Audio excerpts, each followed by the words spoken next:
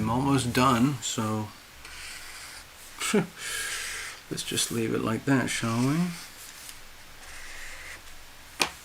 Ouch. Ouch. It's actually a very beautiful piece of sacred geometry. Anyway, here we go. Let's have a look. What is it? The 8th of December. Well, it's interesting because we've been having a lot of repeat patterns. This isn't really an X. I guess you could say it's an X, but the X doesn't really have any meaning in this situation, so I wouldn't worry about it too much. Let me just make the date over here. TarotLumination, 8th December 2024. Okay, so we're good. So that's what we got right now. Let me just check in and say hello. Since you're here, let's have a look. Hello, Necessary Truth. Hi, good evening. Thanks for dropping by. I just thought I'd do a little appearance on YouTube tonight. See if anyone needed a little live mini reading with tarot. I don't know if anyone's going to get their notifications. I tried to start a few minutes early, and I did something brand new. There's a function I can do on my X, and it's called X Live. It's very simple. It just goes straight from the phone, a couple of clicks, and you're go. And that's it. I'll have to see if it works or if I can track it or anything like that. But right now I put it out there in case there are people on my X who were just getting notifications. So we'll see. I don't know. I'm learning as I go. Today I found a lot of little tidbits that I found very scintillating, and so I loaded them and archived them on my X for reference, so we'll have a look at that in a few minutes. In the meantime,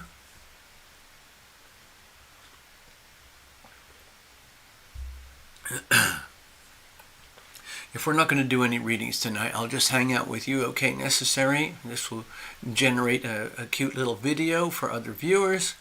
And then we can just move on and have our fun evenings. So let me go to the charts just to get everything on record. Now, this video is going to appear on YouTube, and so it might feel very strange because I'm only doing one video per week on YouTube, and that's the live mini readings, and that's mostly about the tarot. Tarot readings, you know, the mystery of tarot. Whoa. But I like to do, I've started enjoying doing my little daily podcast over on Rumble, where I am much more comfortable because I can speak freely. So I've really enjoyed the lively banter and the dialogue going between us there. It's a real privilege. And that's partly why I'm enjoying it, because I feel like I'm speaking truth. I'm sharing something that has some value, and people seem to like it, and the channel is growing one little nugget at a time, okay? One tiny nugget at a time. So let me just go to the chart so you have it as a reference point for the evening, and then we all move on. Right now, let me get my pen. The moon has already moved almost to the end of Pisces. Here, let's get it a little closer. The moon is already very close to the end of Pisces, so by tomorrow morning it'll be well into Aries, wherever you are in the world. So we have a very intense, tight cluster here of Saturn, Moon, and Neptune in Pisces, in the global 12th house. The 12th house, let's just reiterate, you can associate with things like disease, tragedy, loss, the end of the end, crime, addiction, perversion, self-destruction, self-immolation, not even knowing that you're hurting yourself. It's the house of hidden enemies. And sometimes the biggest enemy that we have is our own selves inside of us. That's all on record over here. It's very, very, very difficult energy to manage and understand in the three-dimensional world that we inhabit. The Neptune energy is very ephemeral. It's about heaven. It's about love. It's about universal love. It's about compassion. It's about all these intangible things that are very hard to measure in terms of value on Earth, except when you don't have them. Things like compassion, patience, respect, honor, love, loving anyway, even when it's difficult, caring, and I guess you could talk about, no, let's leave that. I was going to talk about the Virgo aspect here, but yeah, caring and the energy of, so that's very, very, those things that I just described, that little short list, that's very, very hard to maintain on a day-to-day basis because it involves the highest frequencies at which we can operate as an animal. It's easier to operate at lower frequencies. The lower the frequencies, the more likely you are to lash out in anger or with violence or with self-gratification without any compassion or any allowance for the consequences to society, the consequence to yourself, consequence to your loved ones, or at least the people who love you, even if you don't love them, if you're not able to be loving, and just in general. And so it's often associated, like for example in the United States, we've been dealing with this for a long time, it's the exposure of the deep state and all their criminality, the way they've been poisoning humanity with their bugs and their treatments. So you get a double nasty situation where the fireman is the arsonist. The firemen being those in the deep state who are there to save you, to save us, and those in the deep state who create the problem in the first place in order to profit by exploiting the fragilities of human nature. And then they come in and tell you that we're here to save you, so you're going to have to take these certain very sharp, pointy things into your body, and you're going to be just fine. And of course, that is all a big scam. And it's already fallen apart. It's all fully exposed. Whether there will be accountability, that's another thing. In the context of today, right now, we still have this massive, ugly opposition here. Well, it's a beautiful thing, but the implication of this opposition here is the sheer scale, the staggering magnitude, Jupiter, in Gemini communications, of the global propaganda here, Neptune, Pisces, Neptune in Pisces, 12th house, fostered by the deep state. So it's all coming out, and we have had a radical shift in communications across the world, where inside America at least, we all know this now, that the deep state media propaganda machine, ABC, CBS, NBC, MSNBC, CNN, and so on, they're owned by a deep state cabal that own and control everything, to the point where we don't even know that it's all owned and controlled by them. And we don't know that we're being conditioned and manipulated and exploited through propaganda and conditioning and so on to live the lives that a lot of Americans live. Hello, Ivona. And so the propaganda machine is falling apart big time. Mercury and Sagittarius right up there conjoined with the Sun, opposing Jupiter retrograde in Gemini over here. So it's massive backlash, massive implosions, and just anything and everything that can go wrong with the deep state propaganda media is going wrong. And that's what that amounts to is the exposure of how corrupt the whole system is. And that's why billions of people across Earth have turned to X, Rumble, Truth Social, Discord, Substack, TikTok. Those are the ones that come straight off the top of my head. And the audiences and the viewers are astronomical there compared to the deep state propaganda outlets here in America. And so what does that tell you? It's really, really simple. People just want facts. They just want information. They want to know truth. They want to know what's going on where, with who, why, when, and how. That's it. Just give me the information.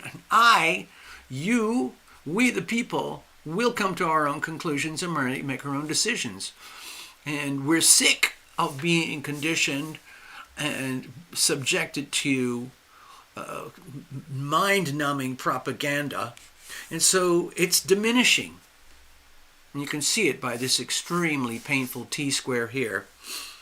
So that's not my problem. That's not your problem, dear viewer. That's the problem for the deep state and their propaganda machine. Over here, this axis, as we know, it correlates very strongly with war, World War, even World War III. But in a nutshell, it's the assumptive war between China and America right now. I'm just going to get all this stuff on record quickly before we jump in. Over here, the China-America, the China-America marriage is falling apart, and soon we're going to have America as a standalone America, and China will be a standalone China. And there's a war. Excuse me, I'm losing my voice. This is obviously going to be a very short evening. I'm sorry. I can feel it going very rapidly.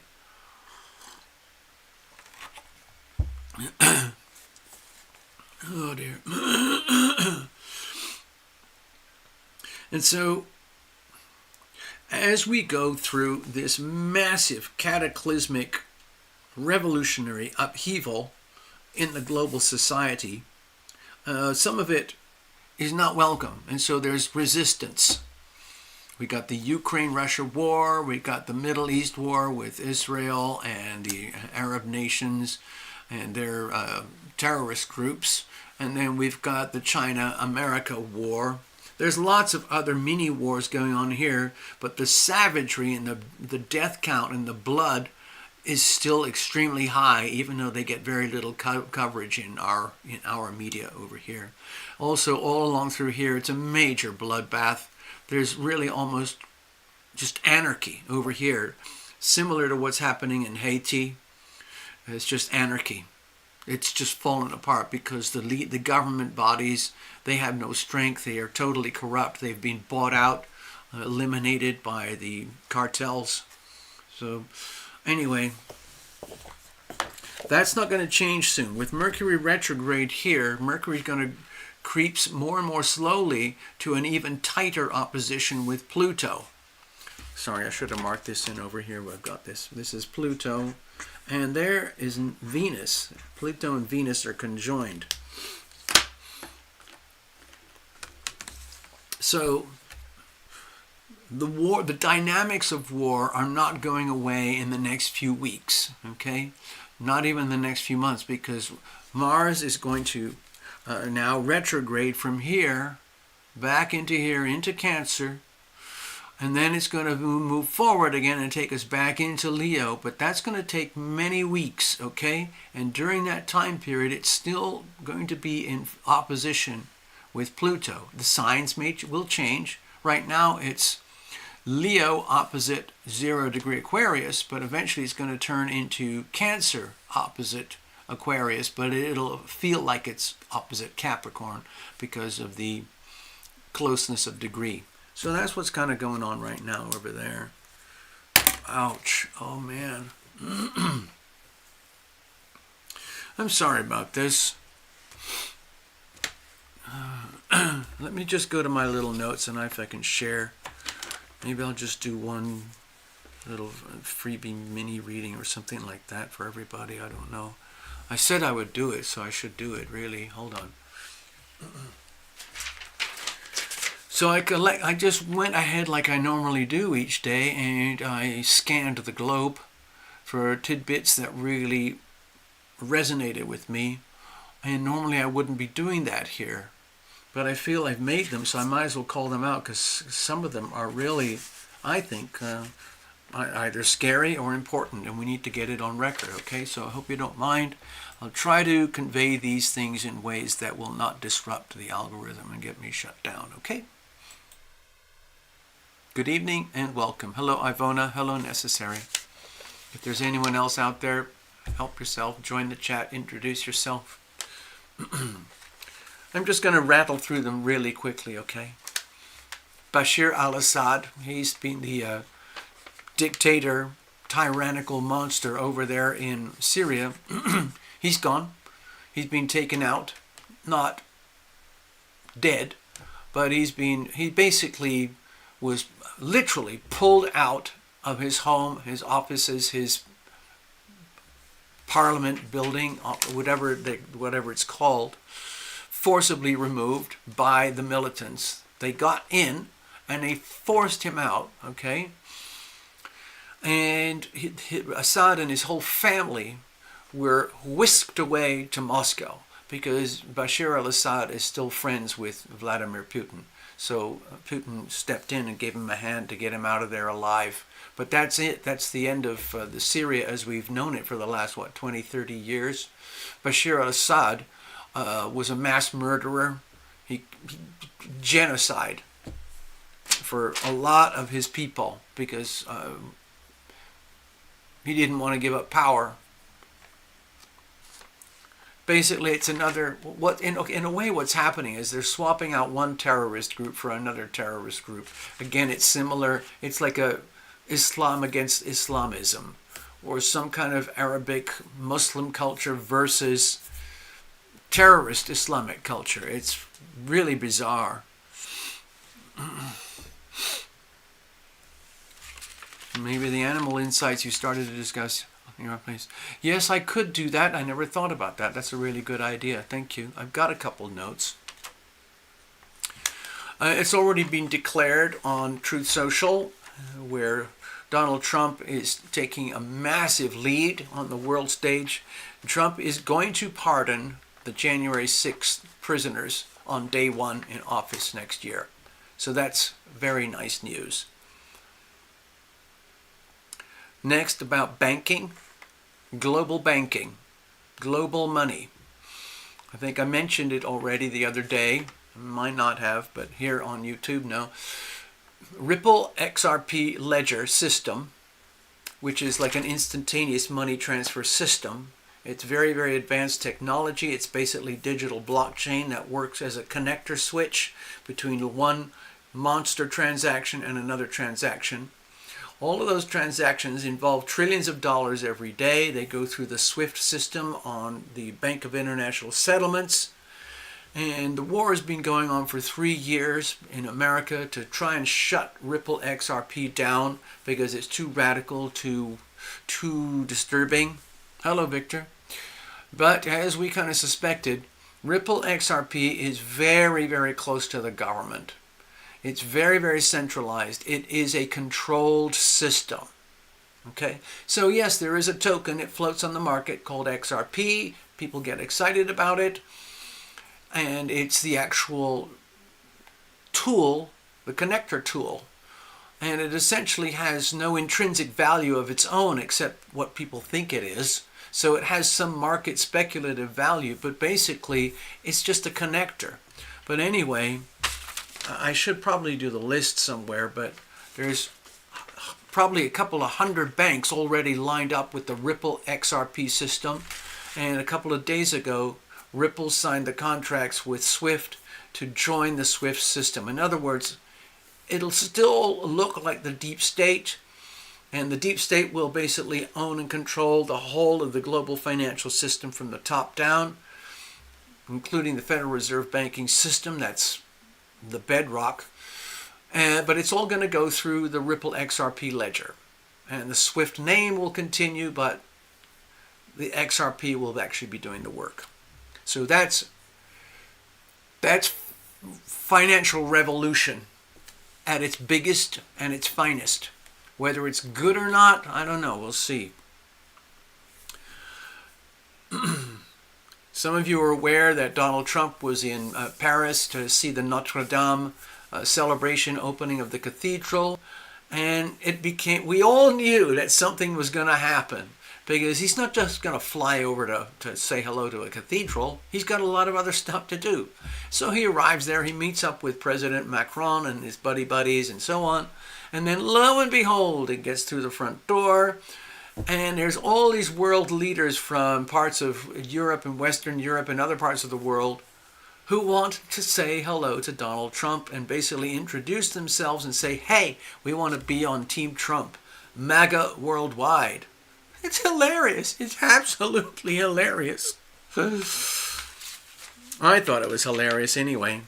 And so while he was there, of course, he met up with Vladimir Zelensky. Isn't that a coincidence? So Vladimir was there, and basically Trump did the big handshake, and you can imagine it was a very firm grip. Hey, Vladimir, you might want to consider wearing a suit now and again. You look pretty degraded here in this audience. Like everyone is dressed up to the eyeballs with their best suits and dresses, and you're here in a sweater. It's kind of an insult to the rest of the world. You think you're above us, man. But what I want you to do is stop the fight now. Handshake. All right? Do you understand, Vladimir? You need to stop right now and cut a deal with Vladimir Putin. All right? If you don't take care of this now, I'm going to take care of it when I'm in office. So I want a complete ceasefire, shutting down the arms, hundreds of thousands of dead men, totally unnecessary. And so anyway, we'll see what happens. Let me just do the other Trump things while I'm still here. It's just Trump tonight. Trump. I was looking at two different words. Trump just appointed a new, I guess it's the department. It's called the Crypto Money AI Czar. And he's got this guy called David Sachs. I've done a little bit of reading about David Sachs. He seems to be an absolutely, frontiersman, an explorer, an adventurer, a pioneer in cutting-edge financial fintech technology, brainiac applications of science and technology. And it looks like it's going to be a really, really good position to help Donald Trump migrate into the new financial world that is inevitably coming, especially when Uranus hits Gemini properly next year. It's literally going to be financial revolution across the world. We've got a glimpse of what it's looking like, like cryptocurrencies, Bitcoin and XRP and the crypto world and decentralized money, taking all the pyramid of power, money, and control that's built this way to benefit those at the top and turning it into this so we have sovereign wealth. You've heard of sovereign wealth funds. For example, El Salvador, Norway. They have made decisions to stack up as much as they can that their country generates in revenue through incomes from exports. And they stack that all up in a wealth fund. They don't splurge it over the world like we do in America. They just stack it up. And Norway has enormous funds, and it's only got 4 million people in Norway. It's 4 or 5 million people. So it's an incredibly wealthy nation. El Salvador made the decision to turn its sovereign wealth fund over to Bitcoin, and now Nayib Bukele is celebrating because he looks like a rock star, because he was buying 1 Bitcoin every day until he started, from when he started his campaign. So he's got a pile of Bitcoin, hundreds of millions now in terms of dollars, and it's just increased in value dramatically in the last few months. And so he's kind of looking like a rock star in his own country. And other countries, big countries, are starting to look around and go, jeepers, man, maybe we should have Bitcoin in our sovereign wealth fund. Makes you think, doesn't it? Instead of the ridiculous system that we have in America, that's designed to destroy us. So anyway, the point is that you too can own your own sovereign wealth fund and become your own banker. Okay, that's more stories like that are going to be coming out next year. Next, the Trump thing again. This makes me so happy. Trump has appointed LINA as the White House legal counsel. So to me, she's already a rock star on the Trump team. She is a savage attack dog, female savage attack dog. And she's been at the side of Trump for, gosh, what is it, a couple of years now? She's done a very, very good job for him. And she is being acknowledged accordingly. And now she's got this new gig. She doesn't have to work over in her place over in New Jersey anymore. She's going to have her own office and everything in the White House. My guess is that wherever Donald goes, LINA is going to be very, very close by. I believe LINA has a family, so she's probably going to have to move her whole family to Washington. God protect her.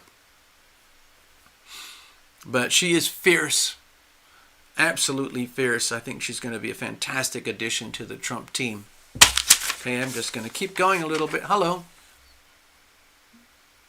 No. Huh? Yeah, okay.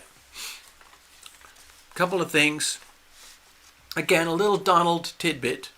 While Donald was there inside Notre Dame, at the celebration itself, there was a few photo opportunities and video clips showing Donald sitting in the front row with President Macron on one side of Donald, Macron's wife on the other side of Donald, and then Jill Biden next to the wife of Macron. So what? Donald's a politician. He has to mingle with the enemies now and again. But somebody created one of those fabulous AI fake video things, and it was so realistic. It basically showed Mr. and Mrs. Macron standing up and walking away and leaving empty seats. And then Trump looks at Jill.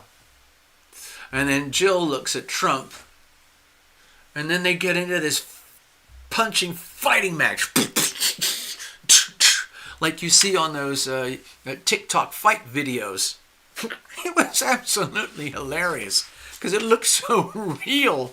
You could easily mistake it for real. I was busting out when I saw that. I thought, oh my God, no, it can't be real.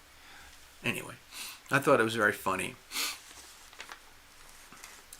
One little nugget about China, and that's it tonight, okay? Over here in Las Vegas, next year, January 7th, they have the huge, biggest thing in the world for the Consumer Electronics Show. I guess that's TVs and, and drones and cameras and whatever, phones and stuff. Anyway, as you know, there's a lot of Chinese people trying to get out of China, legally or illegally. It's much better if you can do it legally, but I think it was necessary. You were telling me sometimes it takes 15 years to get a visa for a Chinese person to leave America, to leave China and move to America, even if America approves, okay? Anyway, so over at the CES Las Vegas, Consumer Electronics Show Las Vegas, it's massive.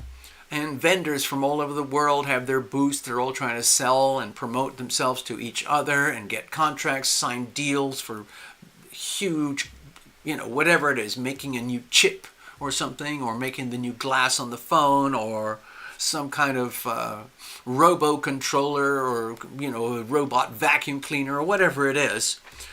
And of course the Chinese love doing this kind of stuff with gadgets. But the problem is 95% of the visas are being blocked.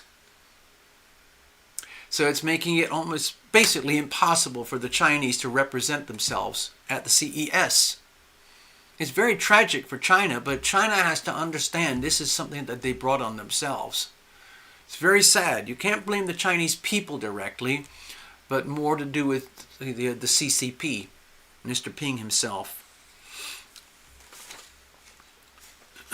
there was another thing. Hold on, give me a second here. There's something else I wanted to share, since I'm doing a little bit of a share that I wasn't, I'm not supposed to do. Let's have a look. Oh, yeah. See if I can read the basic headline. Okay. Okay, there was a mayor up in Canada, a small town, and he stood up to a LGBTQ pride group that was demanding to put up posters and flags inside and around the school. And the mayor refused to do it, and he had them taken down. Anyway, it turned into a bit of a rebellion, and the city basically decided, we're going to fine you $5,000. And he said, screw you, I'm not going to pay that either. I'm taking down the flags, and I'm not going to pay your fine. And the next thing he knew, his bank account had been stripped out of $5,000. Okay? That is very, very scary. I was talking last night, I believe it was, about the Banking Privacy Act here in America, which is exactly the opposite. It's basically the United States banking, federal government can go anywhere and do whatever we want to get inside anything that we want to regarding you and your money, whether it's cryptos, bankings, investments, stock markets, shell companies, hiding away companies, crime, whatever it is. We can do all of that with a big FU and no warrant. Okay, that's how things stand in America. It's very, very scary. Okay, I'm very scared of it personally. So anyway, that's not the end of those kind of stories, because those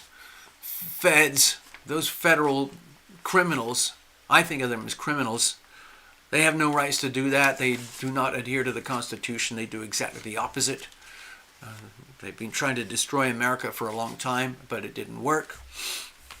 So eventually I think we'll turn it around, but that's still very scary that there's still a lot of, politically correct, whatever it's called, woke agendas going around all across the so-called Western world, or all over the world, that are backfiring really badly. And for people who like to stand up for what I consider just common sense, they are treated as criminals. It's the same thing with all the sanctuary cities and everything, and like Black Lives Matter is coming out. Did you hear that one? It just came out just before my show tonight.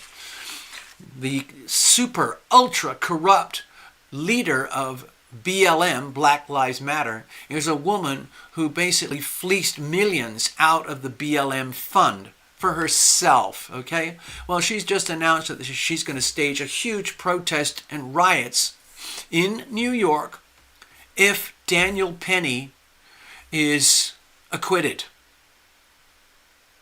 Daniel Penny's the guy who took down a perp, crazy guy in a subway in New York, who was threatening people with their lives and to stab them and scream and kill them and everything. And Daniel Penny stood up and took the guy down. A few other people came in and helped to keep the guy down. The guy was raging, and then he just kind of went, ugh. And that was the end of it. The guy died. Anyway, here's the problem with the story. Daniel Penny is a white guy, ex-military. The guy who was taken down is a black guy, fairly young, the 51st most troublesome homeless person in the whole of Manhattan. He has a very, very long record. He's mentally unstable. They know about it, but they don't do anything about him. They just let him roam around causing chaos. The guy's dad came in and decided, I'm going to sue Daniel Penny for millions of dollars, whatever happens, for killing my son. And all the neighbors who knew the family of the black guy, they all said the black guy's dad is a complete, utter derelict. He's just trying to scam the situation, get money. But anyway, so the BLM lady, she just announced, we're going to stage riots if Daniel Penny is acquitted. What about the people who think that Daniel Penny is innocent? He was just a guy, self-defense, trying to protect a lot of people on a subway train. No one else would do it. And so he did it, and the guy happened to die. It was not intentional, my feeling, but anyway, we'll see what happens. So I think it's kind of pretentious because, of course, the rage is all about it's a white guy that killed a black guy. Now, if you go to a couple of sources and you see all the statistics on murder and killing, manslaughter, and it's broken up into certain elements. Where did I see that? It was with Carl Higbie over there on Newsmax. Basically, there's the black on black killings, okay? How can I do this? Black on black killings up there, okay? Black on white killings down here. White on black killings here. White on white killings here. So it's a completely ridiculous storyline to say that whites are just out there like, white supremacists, militia, vigilantes, haters, racists are going out slaughtering black people everywhere. It's not true. Anyway, we got that on record. Last little tidbit. A lady called Squirrel Tribe, her channel is on YouTube, it's called Squirrel Tribe. She pulled up something which to me sounds very, very, very creepy. This was shared with me by Love Triber. And you might have heard of Tyler Perry. He's one of the most successful, if not the most successful, wealthy movie producers in Hollywood. Anyway, he's from the Georgia, Atlanta type area, and he's got big studios over there of his own privately. And he had a business partner as well. And there's some weird connecting of the dots here, where this business partner just suddenly disappeared and died in a plane crash. It was a small private little putt-putt plane, and it just completely crashed in a way that's inexplicable. So it starts to make you think, oh, why would this guy be taken out? Maybe he was taken out. And then Squirrel Tribe found some connections between Tyler Perry and a fellow called D.I.D.D.Y.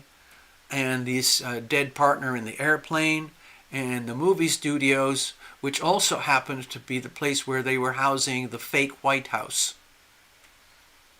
Anyway, there's a lot of weird connecting of the dots that needs to happen over there with that little story.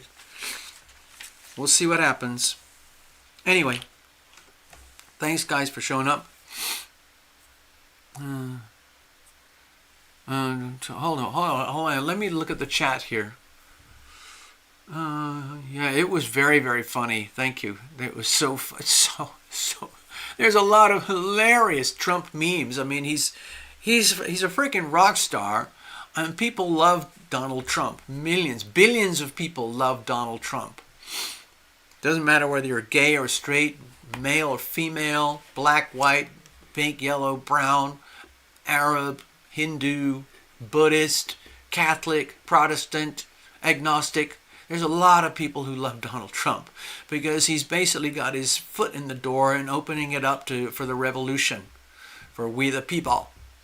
And so he has a lot of fun, and he goes along with it all.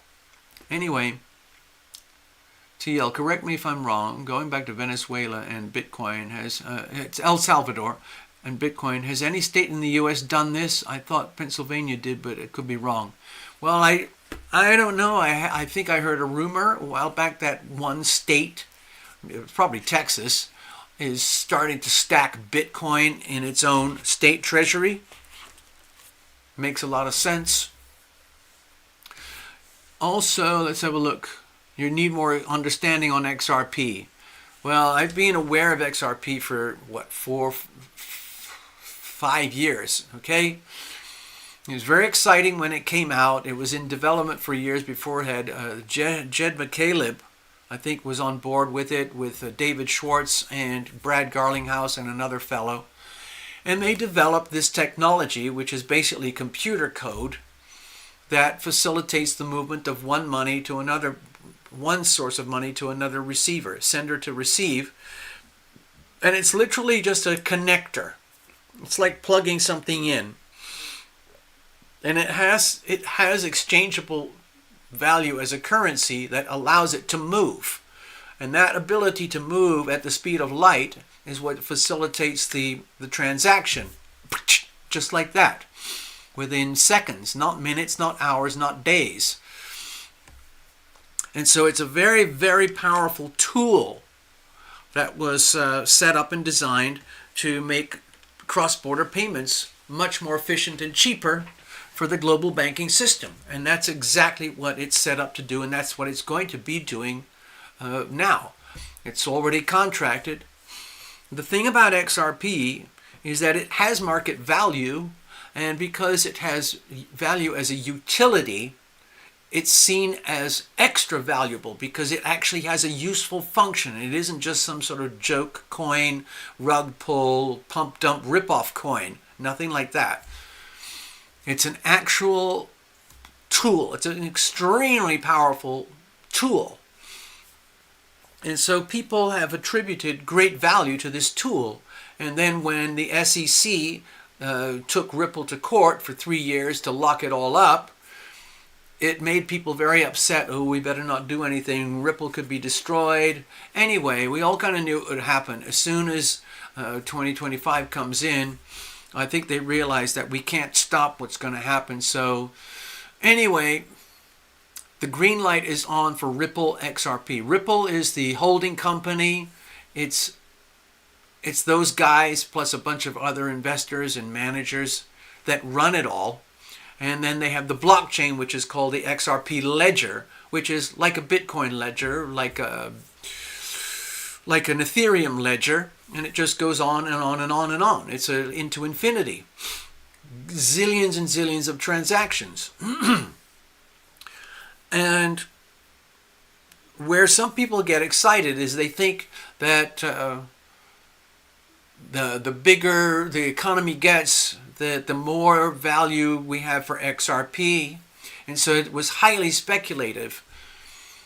But I recall, I swear I can't find it. I'm not even going to try to look for it, but I can recall very clearly. I believe it was an interview with David Schwartz, one of the founders at Ripple XRP, where he said, I don't know what the craze is about the value of XRP. It's just a token, and to do the transaction, it doesn't really matter the actual value of the token. We set it at this, like a few pennies, so that it has some value, so that it can exist in the system, so something can latch onto it and then unlatch. But the value of the token itself isn't that much of a big deal. What is important is the amount and the liquidity. So it has to have vast amount and extreme liquidity. It has to be able to move very, very fast, 24/7, 365, non-stop, forever. In, out, on, off. Transaction here, transaction there, back and forth, forever. So that's what it's built to do. And so my only concern now about XRP is that there's a misunderstanding that in the future XRP is going to become more and more and more and more and more valuable. And that's a belief system. I got into that a little bit. I own a little tiny bit of XRP. And I kind of think, well, okay, that's great. But I'm seeing really bizarre behavior in the markets where the value, the price, not the value, the price of XRP has been going like this for 3 years. And then all of a sudden, whoa, up to here. And so that's a very dangerous sign. It's great if you're holding XRP and you want to trade and cash out, 25, 50 cents and then cash out at $2.50. That's fantastic. But that's speculation, and it's just based on gambling. But who knows what's going to happen? If it turns out over the very long term that the price doesn't really matter, then the whole idea of becoming a multi-billionaire by owning XRP becomes very weak. So I'm excited, but I'm a little cautious. Let's have a look. What's the next one?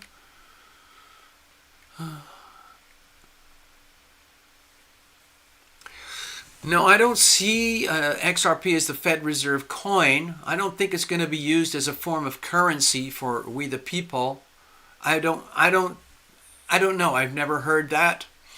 Maybe people will do that. I don't really know.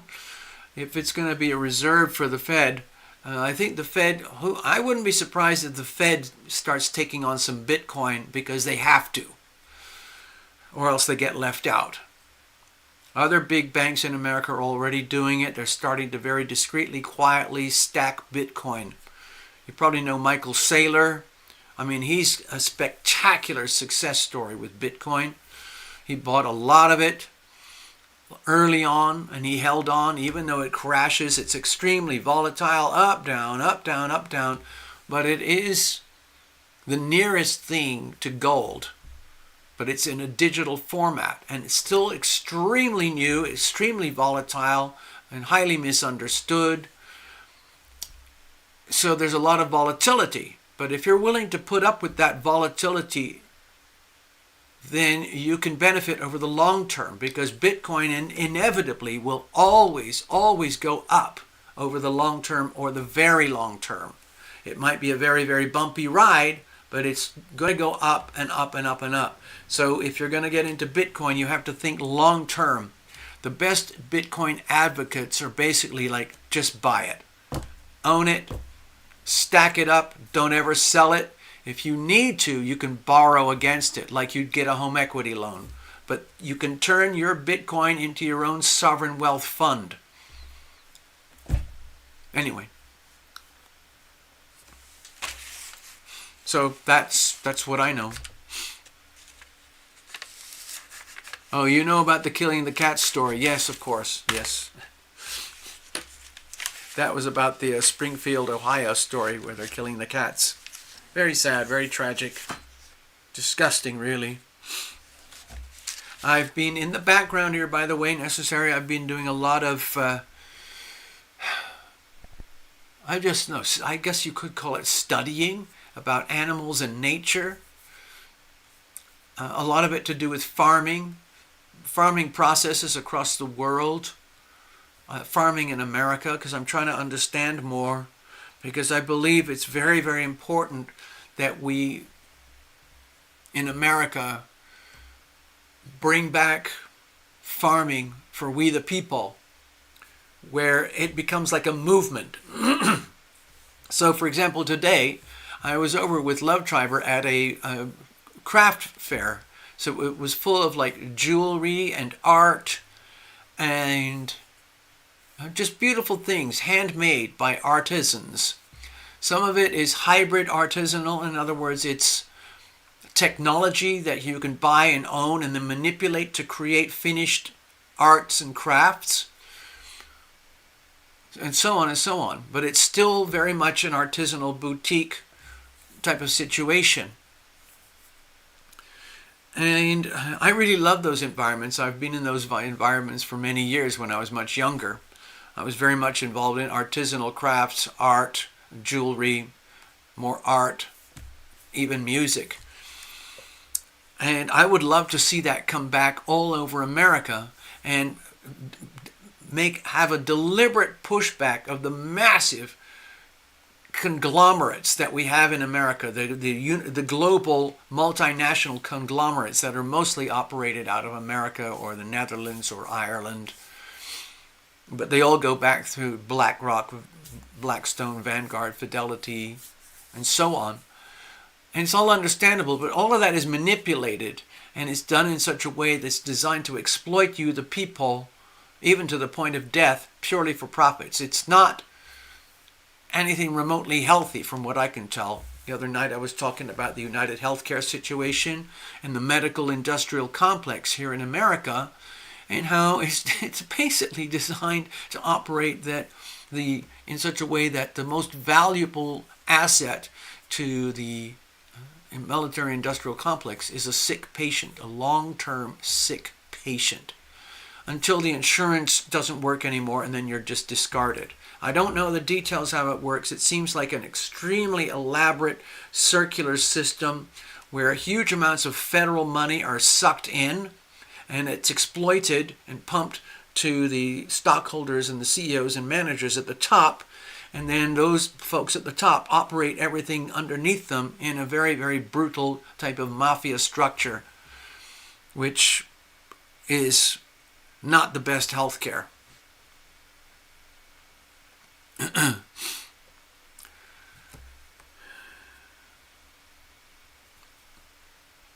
Crystal ball. Well, can I ask a question? It's very important. Okay. I don't know if I can answer.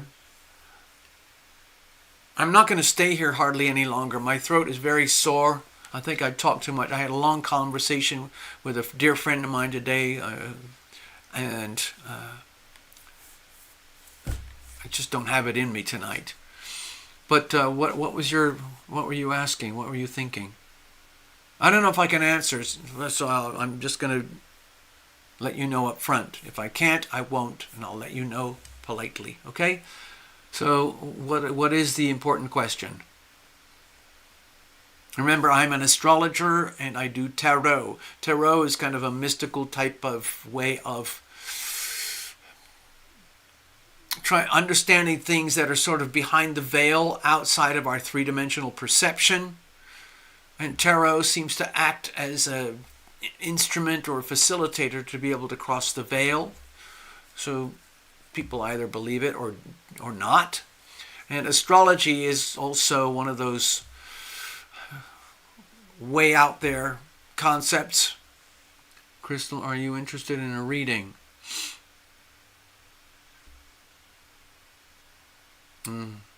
Maybe Crystal's typing. Anyway. Anyway, I've shared what I wanted to share tonight. I'm kind of behaving here almost as though I was on my RUMBLE platform, but I've tried to sanitize my language and the content and speak it in such a way that I don't trigger nasty blackouts, demonetizations. Well, I'm already demonetized, so it doesn't matter. But when they, spontaneously shut down your show, it gets very disturbing. You know what? I think I'm just going to, I don't see Crystal coming up anywhere. So I think I'm going to wrap it up tonight. I don't think I can help anymore. I need to do something with my throat, okay? So I'm going to go have a cup of warm tea. All right? Sorry, folks. I'm going to leave it at that for tonight. Take care, everybody. Look after yourselves. If you want to hang out, come over and see me on Rumble. I'm starting to do it pretty regularly on evenings, 5 p.m. Pacific time, over on Rumble. You just go to Rumble. It's TarotLumination on Rumble. I'm not supposed to say any of that stuff, but I said it anyway. Okay. Yes, I will. Thank you, Victor.